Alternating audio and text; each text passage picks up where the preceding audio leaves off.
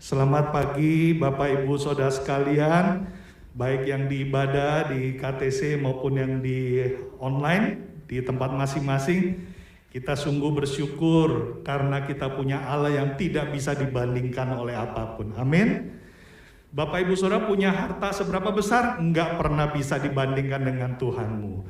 Engkau punya titel seberapa panjang? Enggak bisa dibandingkan dengan Tuhanmu. Engkau punya riwayat keturunan leluhur yang luar biasa, enggak bisa dibandingkan dengan Tuhanmu. Bilang kiri kanan, juga mobilmu dan rumahmu enggak bisa dibandingkan dengan Tuhan. Haleluya. Hari ini saya mau share apa yang Tuhan taruh di hati saya, melanjutkan juga serial yang Tuhan percayakan di tengah-tengah kita dari Matius 6. Saya beri judul One Day at a Time ya. Saya nggak tahu apakah dari Bapak Ibu Saudara sini yang masih ingat ada lagu seperti ini. Kalau yang masih ingat itu saya udah tahu umurnya sekitar berapa. Karena lagu jadul ya. Oke, One Day at a Time ya. Terjemahan gaya bebasnya itulah sehari demi sehari. Nah, kita mau lihat kemarin beberapa waktu yang lalu cukup viral ya, mungkin di beberapa medsos Pak Jokowi ya, di dalam sebuah pertemuan dengan purnawirawan, dia menyatakan demikian. Setelah dia kunjungan ke beberapa negara ya, dia pertemuan G7 ya, kalau yang di Indonesia G20 ya, di situ G7 ya, itu adalah negara-negara berkembang, negara maju. Di situ Pak Jokowi bertanya kepada para kepala negara, bagaimana pendapat kamu tentang tahun ini? Semua rata-rata, termasuk juga dari pemimpin IMF, Bank Dunia mengatakan bahwa tahun ini susah. Wah, saya percaya apa yang saya ngomong, Bapak Ibu Saudara juga, yes betul, saya ngerasain itu setiap hari ya. Terus ditanya lagi sama Pak Jokowi, bagaimana tahun depan? Tahun depan gelap. Wah, kayaknya makin serem ya. Ada berapa dari Bapak Ibu Saudara bilang, enggak lah, kita harus berpositif, berpikiran positif bahwa masa depan lebih baik. Berpikiran positif baik, tapi kalau nggak ada dasar kebenaran jadi sesat. Ya. Firman Tuhan jelas bilang di Wahyu, memang iya akan terjadi seperti itu. Tapi, nah ada tapinya. Kita tentu ingat ada sebuah ayat yang terkenal di Matius 6 ayat 34. Saya percaya ini ayat menjadi ayat kesukaan dari kita, paling nggak saya, betul ya? Kita baca sama-sama, dikatakan demikian, sebab itu janganlah kamu khawatir akan hari besok. Karena hari besok mempunyai kesusahannya sendiri. Kesusahan sehari cukuplah untuk sehari. Aduh, saya percaya ayat ini seperti oasis di tengah gurun. Segar. Aduh, untung kesusahan hari ini cuma hari ini aja ya. Besok ada kesusahan yang lain. Tuhan janji kesusahan hari ini nggak dilanjutin ke besok. Nah, ini ayat bagus ya. Terus akhirnya kita seringkali berpikir bahwa berarti di tengah-tengah kesulitan ini kita perlu ada sesuatu yang menyegarkan kita, menguatkan kita. Ikut ibadah setiap minggu. Kalau kamu ikut ibadah, kamu akan disegarkan, dikuatkan. Seperti ban kempes dipompa lagi. Kenapa? Karena hari Senin saya kembali ke dalam pekerjaan saya, dunia yang susah itu. Saya pulang ketemu kembali dengan istri suami saya yang membuat saya susah hati. Saya akan bertemu dengan anak saya dan guru sekolah anak saya yang bikin saya jengkel. Saya butuh dipompa di ibadah. Oh, nggak cukup di ibadah. Ada komsel ya. Ya. Oh, pertama itu kebangunan rohani. Harus ada kebangunan ya. Terus nggak cukup komsel, ikut komsel kenapa? Supaya kamu disegarkan dan dikuatkan. Kenapa? Dunia ini susah, tantangannya berat. Kamu harus dikuatkan. Betul ya. Gak cukup ikut mesbah Koramdeo. Supaya apa? Supaya kamu dikuatkan iman kamu. Karena kamu sedang menjalani hari-hari yang sulit. Gak cukup itu, ikut kompak, komunitas sepakat. Gak cukup lagi, ambil sahabat pribadi. Nah, ini semua bagus, ya. Semua ini bagus, yaitu membuat kita menjadi dekat sama Tuhan. Nah, tapi ini, kita itu mau lihat bahwa apakah ini berarti bahwa kita harus menguatkan diri kita karena kita akan masuk di dalam kesusahan? Apakah seperti itu? Apakah artinya kalau di dalam pekerjaan yang sulit kita juga pasti akan mengalami kesulitan yang sama, hati yang galau yang sama seperti mereka yang gak kenal Tuhan? Apakah pada saat nanti terjadi resesi kita pun juga harus mengalami penderitaan hati kita dan juga pikiran kita seperti mereka yang belum kenal Tuhan? Saya percaya jawabannya pasti Bapak Ibu Saudara tahu enggak. Karena kita pasti mesti beda. Sebelum dan lahir baru. Sebelum lahir baru dan setelah lahir baru. Oke, kalau misalnya begitu pertanyaannya, kenapa sih Allah itu seperti nggak berkuasa di dalam sisi kehidupan yang begitu susah? Kan jadi seperti ini bayangannya. Ini adalah keseharian saya yang susah di sebelah kanan saya. Pada saat saya susah, saya butuh pelepasan. Saya pindah ke hari yang lain di mana saya disegarkan, dikuatkan supaya saya bisa masuk lagi ke sini, ngalami kesusahan yang sama ya. Oh, balik lagi sini disegarkan lagi. Apakah seperti itu? Kalau seperti itu berarti Tuhan nggak berkuasa dong ya, mengubah yang susah ini menjadi hal yang baik. Nah, kita mau lihat ya. Jadi ternyata kalau kita mau lihat ya, saya waktu pas selidiki ya, Tuhan, ini kalau Engkau bilang kesusahan ya, sebenarnya apa sih di dalam Matius 6 ayat 34 dalam terjemahan Inggris yang paling bisa dipercaya mendekati aslinya itu King James. Nah, ternyata di dalam King James itu dikatakan demikian. Take therefore no thought for the morrow. For the morrow shall take thought for the things of itself. Sufficient unto the day is the evil thereof. Saya baca ini, kok nggak ada kata kesusahan di dalamnya ya? Yang ada itu kita disuruh memikirkan ya. Jadi jangan kamu mikirkan yang besok. Karena besok itu ada waktunya untuk dipikirkan sendiri. Ini terjemahan bebas saya. Terus saya ketemu sebuah terjemahan yang bahasa Indonesia ya, sudah terjemahan bahasa Indonesia ini cukup baik. Di dalam terjemahan The Passion Translation, katakan demikian. Janganlah khawatir tentang hari esok, tetapi hadapi setiap tantangan yang menghadangmu sehari demi sehari. One day at the time. Hari esok akan ada penyelesaiannya sendiri. Oh, kok nggak ada kata susah ya? Di sini tantangan. Bedanya apa sih? Tantangan dengan kesusahan.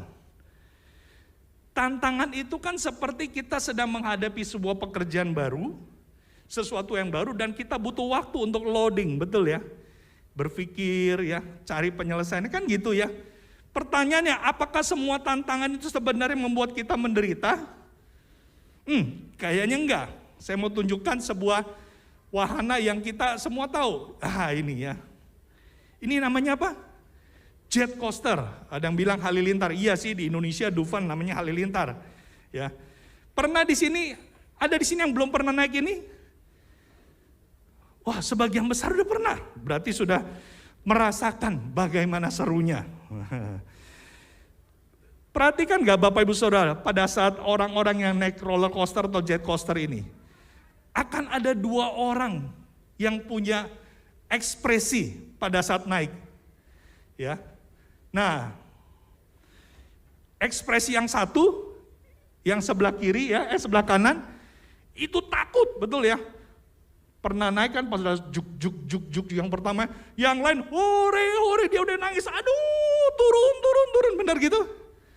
Juk. Pada saat turun, ciut. Yang lain seorang, hore. Yang ini nangis, aduh berhenti. Terus pertanyaannya, pada saat mencapai finish selesai itu jet coaster, ada dua ekspresi.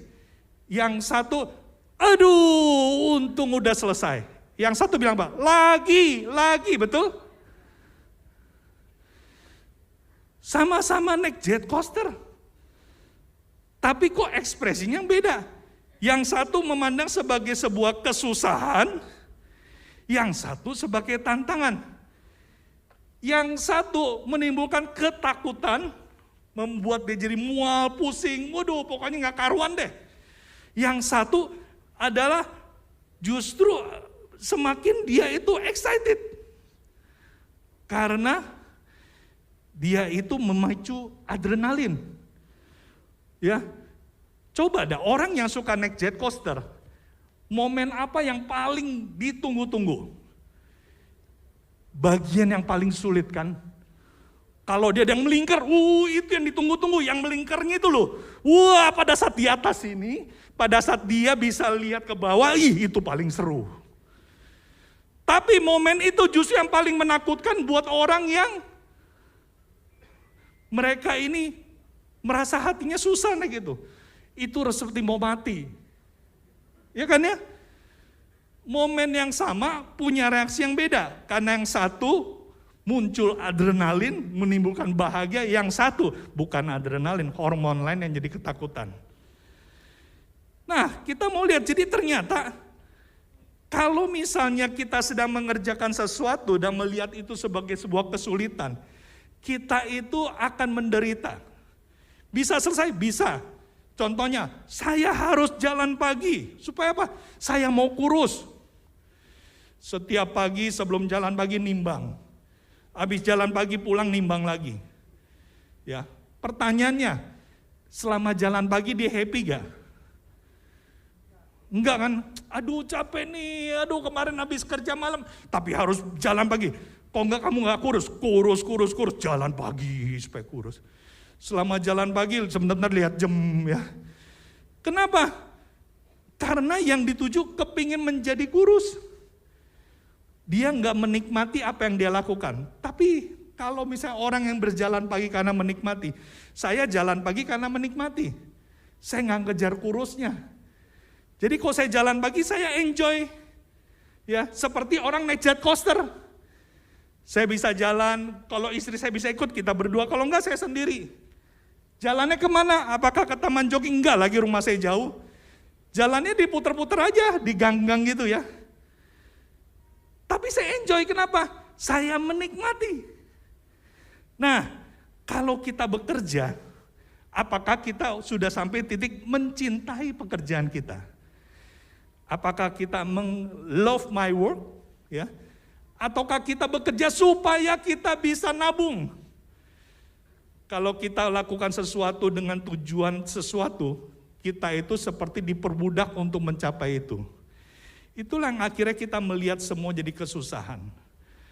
Nah, jadi akhirnya saya itu temukan bahwa yang disebut kesusahan sebenarnya dalam terjemahan baru itu sebenarnya tantangan. Bukannya kesulitan yang membuat kita menderita, enggak. Justru itu ada sebuah proses yang ada hasil yang menjanjikan. Apa sih yang menjanjikan itu? Nah, kita lihat ayat sebelumnya ya. Karena kan di dalam terjemahan baru dimulai dengan kata sebab itu. Ya, artinya ayat 34 disebabkan karena ayat sebelumnya. Ayat sebelumnya apa? Ingat ya, kita khotbahnya Pak Budi Setiawan 2 minggu yang lalu.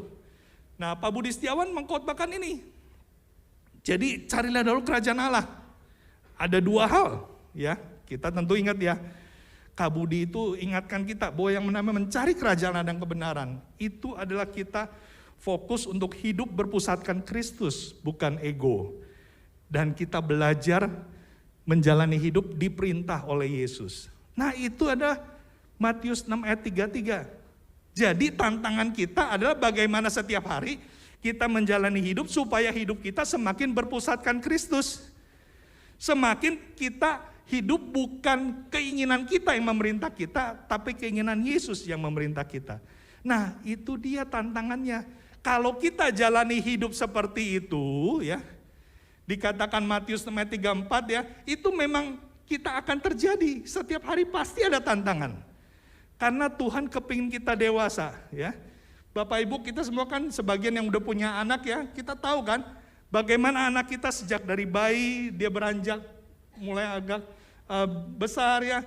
Kita terus kasih tantangan kan. Mulai dari bayi kan semua serba dikasih kan. Minum aja, makan aja itu cairan kan ya. Dia nggak perlu ngunyah kan. Tapi setelah dia mulai makan yang keras, kita mulai latih dia untuk ngunyah. Dikasih tantangan kan. Setelah bisa ngunyah, dia biasanya merangkak-rangkak, sekarang kita latih untuk dia mulai berjalan. Ada tantangan baru, terus tantangan sampai akhirnya hidup kita selesai. Hidup ini memang penuh tantangan.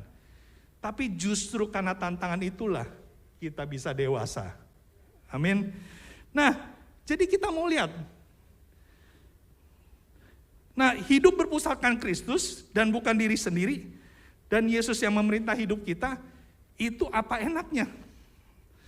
Ada yang bilang, aduh Kak, itu khotbahnya Pak Budi Setiawan enak didengar, susah dilakukan. Ya. 2 minggu yang lalu itu, Bapak Ibu yang belum sempat dengar, lihat di YouTube-nya ada. Kenapa? Karena seringkali saya itu harus kecewa, karena gagal atau tertunda rencana yang saya sudah buat. Terus saya nggak bisa tuh dapetin apa yang saya inginkan sejak lama. Saya sering terjadi seperti itu. Udah nabung, kepingin beli handphone baru. Tengah-tengah ada kebutuhan keluarga sakit, itu duit terpakailah. Handphone nggak jadi kebeli. Aduh, saya itu tadinya saya nggak mau, tapi karena saya berdoa dan Tuhan bilang udah itu kasih untuk memberkati. Aduh, nggak enak Kak. Hidup berpusatkan Kristus tuh nggak enak buat daging. Dan kehilangan hak. Kehilangan hak lagi gara-gara mungkin orang akhirnya ngambil hak kita ya. Lagi kumpul rame-rame ya, kita punya ide bagus ya, kita mau ngomong tapi nggak pernah dikasih waktu buat ngomong. Temen kita ngomong terus ya, apalagi kalau pertemuan online kan, pakai Zoom-nya Zoom gratis lagi 40 menit. Udah menit ke 38 kita nggak kebagian ngomong, udah keburu ya bye sampai jumpa komsel berikutnya. Kita kehilangan hak. Gak enak Kak. Nah, saya mau tunjukin bahwa sebenarnya ada enaknya. Ini enaknya. Enaknya apa? Enaknya kalau kita mengikut Kristus, ya, menjadikan Kristus itu pusat, bukan ego kita. Kita itu semakin dapat mengenali mana kehendak rencana yang sesuai kehendak Tuhan atau bukan.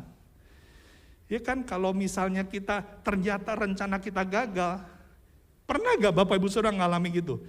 Rencana gagal, terus nanya Tuhan, tanya teman-teman ya, tanya teman kompak, akhirnya ketemu, oh iya ya, kenapa rencana ini nggak terjadi? Karena memang ini adalah keinginan daging saya.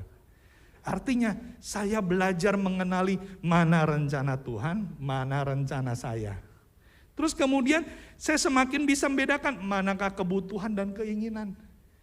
Kenapa? Yang namanya keinginan udah pasti sama Tuhan itu seringkali dibuat kita nggak dapat. Tapi kalau kebutuhan, Tuhan menjamin kita dicukupkan. Terus semakin kita dimerdekakan dari belenggu kekecewaan dan kekesalan hati. Kenapa? Kita pada saat akhirnya hak kita diambil orang, kita nggak kebagian ngomong ya, kita itu bisa rela, tidak kesel terus ya. Kejadiannya udah lewat 2 bulan Pak. Kok keselnya masih sampai sekarang? Saya nggak mau lihat wajah dia. Kenapa? Dia sudah pernah menyela usulan saya. Waduh, merasa haknya itu diambil ya. Kasihan sekali dibelenggu oleh rasa kecewa sekian lama. Kalau kita hidup berpusatkan Kristus, kita bisa bebas dari belenggu itu. Nah Pak, ngomong sih enak, tapi saya itu susah Pak untuk mengalaminya ya. Saya itu sulit percaya bahwa apa yang dibicarakan itu benar-benar betul, iya dan amin. Saya agak ragu apa yang dikatakan di Matius 6 ayat 33-34 itu bahwa yang namanya tantangan itu adalah untuk kebaikan. Mencari kerajaan Allah itu adalah untuk masa depan yang lebih baik. Saya nggak percaya Pak. Kenapa? Karena seringkali kita lupa. Nah, saya percaya Bapak Ibu Saudara, sejak kita lahir baru, kita itu sudah punya banyak pengalaman bagaimana Tuhan bekerja buat hidup kita. Amin. Lewat kita itu harus mengalahkan ego kita, kita sadar, oh ini untuk kebaikan saya. Ya. Pada saat kebaikan Tuhan banyak terjadi, kita sudah banyak ngalami itu. Tapi pertanyaannya, kita sudah pernah ngalami, tapi seringkali kita mudah lupa. Kenapa kita mudah lupa? Ya karena itu memang sifat manusia. Nah kita harus lakukan apa? Lakukan ini, melawan lupa.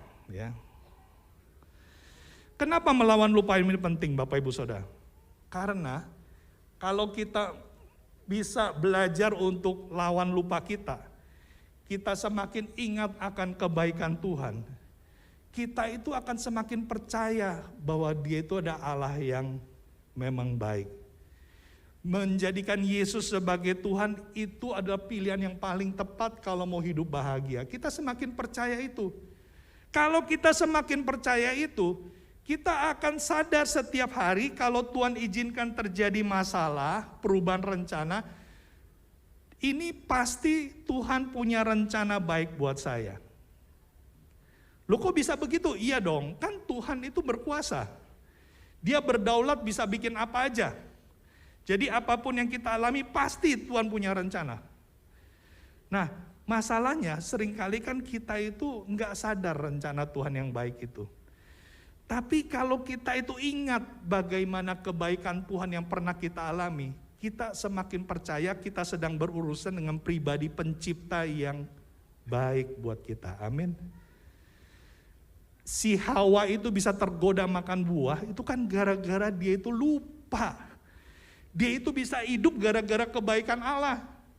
Dia lupa, dia nggak perlu nanam, dia bisa makan setiap hari buah dengan seenaknya. Tapi gara-gara si iblis bikin dia ragu. Dengan kata-kata, Allah itu tidak mau kamu makan supaya, karena kalau kamu makan kamu bisa menjadi seperti Allah. Wah, karena si iblis itu menghasut, menggoda Hawa, dia itu lupa. Dia sedang berurusan dengan iblis yang membuat dia itu nggak percaya dengan Allah yang sudah baik buat dia. Dia lupa semua kebaikan Tuhan, akhirnya dia makan tuh buah. Nah, ini jadi PR kita setiap hari. Saya itu bersyukur ya, karena ada sebuah lagu, ini lagu lama ya, Count Your Blessing ya. Ini kalau bahasa Indonesianya ada di Yamuger ya, Kidung Jemaat ya. Mungkin kalau Bapak Ibu Saudara yang dari backgroundnya pernah di sekolah Protestan mungkin tahu ini ya. Bahasa Inggrisnya tulis gini ya. When upon lives below ya, saat kehidupan berkabut ya, you are tempestuous ya, dan langkahmu tak tentu arahnya. When you are discouraged, ketika kau patah semangat, thinking all is lost dan merasa segalanya habis ya. Pada saat kita lagi menghadapi masalah dan kita itu merasa ya sudahlah, gua habis nih. Ada hal yang perlu dilakukan, yaitu count your many blessing. Hitung berkatmu. Berkat yang mana? Yang banyak itu loh. Many blessing. Dan yang menariknya dikatakan bahwa name them one by one. Kita suruh kasih nama. Sebutkan. Oh, ini berkat Alkitab saya dapat pada saat saya bertobat terima Yesus. Ini Alkitab beda dengan Alkitab biasa. Kita beri nama. Kenapa? Pada saat kita beri nama, and it will surprise you. Dan kau akan terkejut. Kenapa bisa terkejut? Karena kau akan kembali ingat akan kebaikan Tuhan. Pada saat kau ingat kebaikan Tuhan, itu seperti orang naik jet coaster yang mengalami tantangan sehingga muncul adrenalin. Muncullah adrenalin rohani. Saya pakai istilah adrenalin rohani. Kita ingat lagi kebaikan Tuhan. Kita seperti hidup di masa kita lagi menerima Alkitab ini. Sukacita. What the Lord had done. Dengan apa yang Tuhan sudah perbuat. Refnya mengulang lagi seperti itu. Nanti kita akan dengar lagu ini dalam versi bahasa Indonesianya. Tapi satu hal yang menarik, saya mau tunjukkan ini. Tadi saya dibilang sama teman-teman di multimedia, Kak nggak salah itu foto ya. Benar nggak salah. Ini bukannya teka-teki, bukan. Ini foto tempat sabun mandi saya. Hah? Yang pink itu? Betul. Kenapa saya mau tunjukin ini? Ini salah satu bentuk saya belajar menghitung berkat satu. Bukan berarti saya itu pelit ya. Pakai tempat sabun, bukan. Ini tempat sabun ada ceritanya. Ini tempat sabun umurnya sudah 17 tahun. Ini adalah kotak sabun yang diberikan oleh Rumah Sakit Hermina pada saat anak kami lahir. Jadi pada saat Gita lahir, dia keluar dari rumah sakit. Rumah sakit itu kasih kotak sabun ini. Selama anak saya bayi, dia dimandikan dengan kotak sabun ini. Setelah dia besar, dia nggak mau pakai kotak sabun ini. Tapi saya yang pakai, bukan karena saya paman gober. Nggak bisa beli kotak sabun, saya pakai punya bekasan. Bukan. Saya pakai ini supaya setiap kali mandi, saya selalu ingat. Tuhan sudah berbuat baik buat hidup saya. Dia berikan seorang anak. Itu anugerah. Selalu setiap kali saya mandi, saya ingat saya pernah mandikan anak saya. Setiap kali saya pegang itu kotak sabun, saya teringat kembali kasih Tuhan.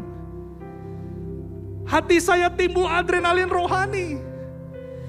Itu menyingkirkan keraguan saya tentang Tuhan. Yang tadi saya menyangka saya hari ini susah, semua saya semakin berubah menjadi melihat bahwa ini hidup penuh dengan tantangan. Karena saya akan belajar menjadikan Yesus sebagai Tuhan. Saya nggak melihat kesulitan, saya melihat peluang. Saya nggak ketakutan naik jet coaster, saya bisa menikmati. Karena saya putuskan saya mau ingat yang baik. Apakah Bapak Ibu Saudara punya benda-benda seperti ini?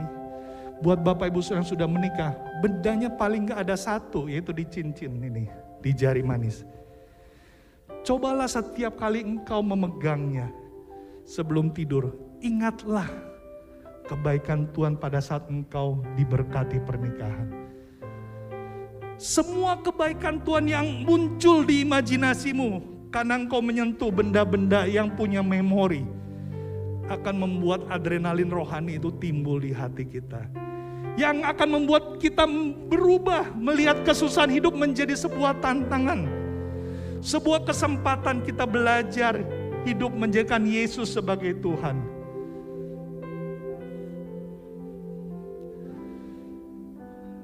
Seringkali kita melihat pengalaman hidup kita bersama Tuhan seperti hanya jejak di pasir.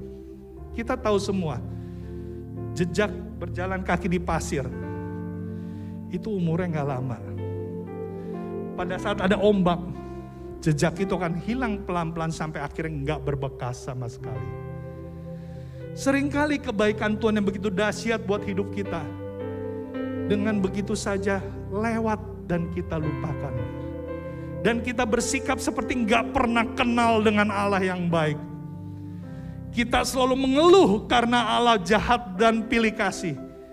Kita sepertinya lupa bahwa kita pernah diselamatkan, kita pernah disembuhkan, kita pernah dilindungi. Kita lupa itu semua, kenapa? Kita lupa, kita tidak belajar untuk mengingat. Kita tidak menghitung berkat satu persatu. Kita tidak memberi nama. Beri nama. Tuhan, aku bersyukur ini benda menyelamatkan saya. Ini hadiah dari anak kasih saya. Pegang rumahmu. Pegang hal-hal yang punya memori. Karena itu akan membuat engkau ingat akan kasih Allah. Nah Bapak Ibu Saudara, caranya bagaimana? Caranya mudah. Ambil waktu di rumahmu dimanapun kau berada. Temukan hal-hal yang membuat kau ingat akan kebaikan Tuhan. Pegang dan ingat kebaikan Tuhan. Maka sekalipun topai badai menerpa, engkau akan tetap bisa bertahan. Di jet coaster yang begitu seram, engkau justru bisa menikmati. Karena engkau tahu Allahmu gak berubah. Dia masih Allah yang baik. Mari kita pejamkan mata, dengar baik-baik lirik lagu ini yang dalam bahasa Indonesia.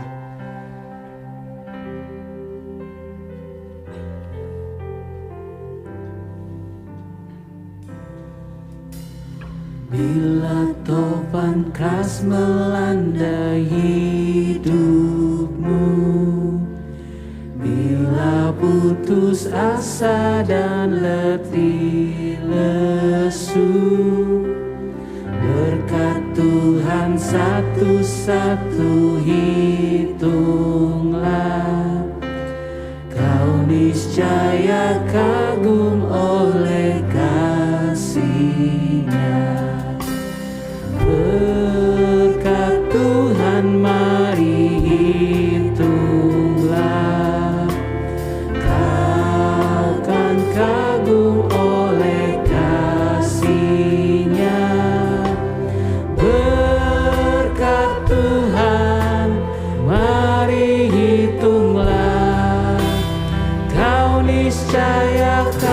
oleh kasih-Nya. Bapak Ibu Saudara sekalian, baik engkau yang ada di ruangan ibadah maupun kau yang ada di tempat masing-masing, pejamkan matamu dan biarkan Roh Kudus mengingatkan kita.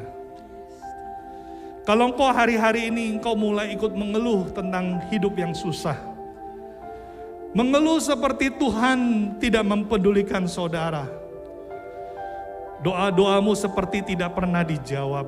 Orang lain dijawab, tapi kenapa saudara enggak? Dan kau mulai mungkin timbul iri dengan orang-orang lain, sepertinya lebih diberkati, lebih ditolong Tuhan. Dan kau mendengar firman Tuhan pagi ini, dan kau sadar, ya, aku mau Tuhan melatih pikiranku, melatih imajinasiku, untuk aku kembali mengingat kebaikan-Mu, memberikan nama satu persatu. Kalau engkau mau ambil komitmen itu, engkau yang ada di dalam ruangan ibadah ini, kau bisa bangkit berdiri di tempatmu.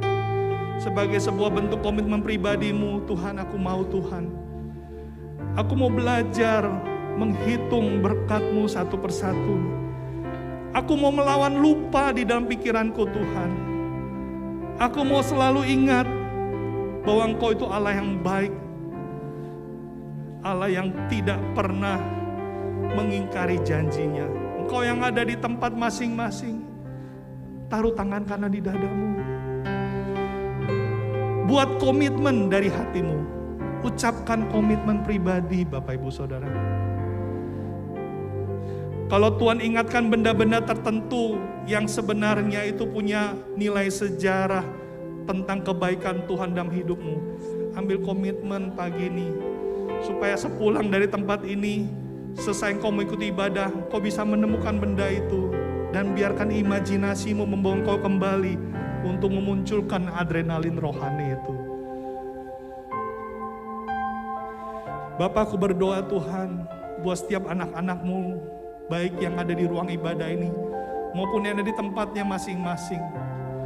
Biar sungguh-sungguh Tuhan, setiap pribadi yang mendengar firman-Mu ini, boleh kembali mengingat kebaikan-Mu. Mereka boleh melawan lupa mereka akan pribadi-Mu, akan kebaikan-Mu. Sehingga mereka boleh kembali menaruh kepercayaan sepenuhnya, menjadikan Engkau sebagai pribadi yang layak memimpin hidup mereka. Sehingga mereka tidak lagi melihat kesusahan, yang mereka lihat adalah tantangan. Bapa, berkati Tuhan setiap anak-anak-Mu di tempat ini. Bapak Ibu Saudara, Engkau bisa ambil juga roti dan juga anggur. Kita mau menyiapkan untuk perjamuan kudus.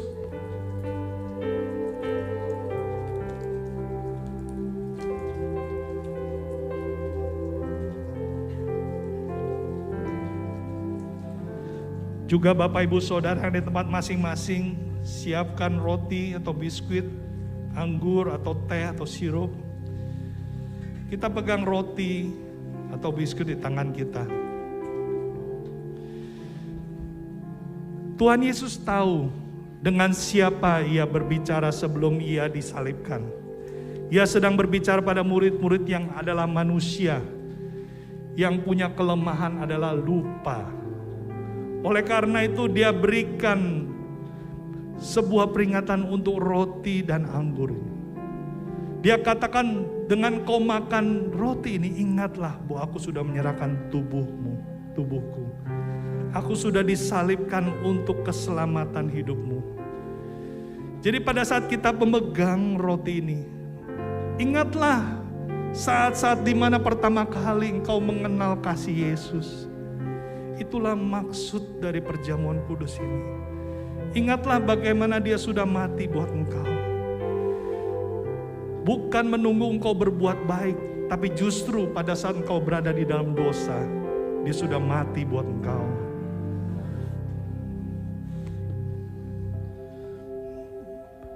Mari kita mau makan bersama-sama tubuh Kristus ini di dalam nama Yesus.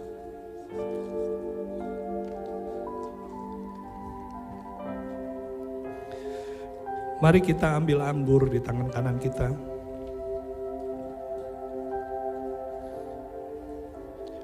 Anggur ini akan mengingatkan kita akan kasih Yesus, darah Yesus yang memeteraikan karya keselamatan itu.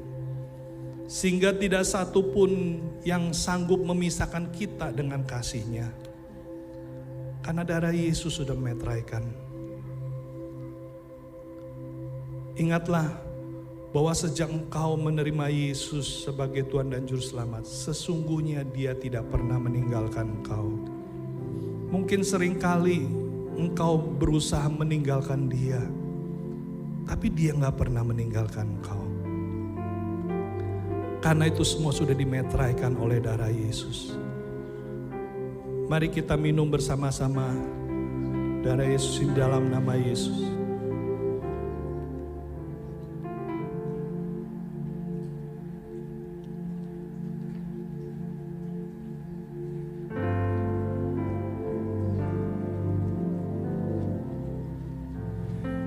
Mari kita ambil waktu pribadi bersyukur buat kebaikan Tuhan yang terbesar buat hidup kita, yaitu karya keselamatan. Mari kita masing-masing secara pribadi bersyukur pada Tuhan.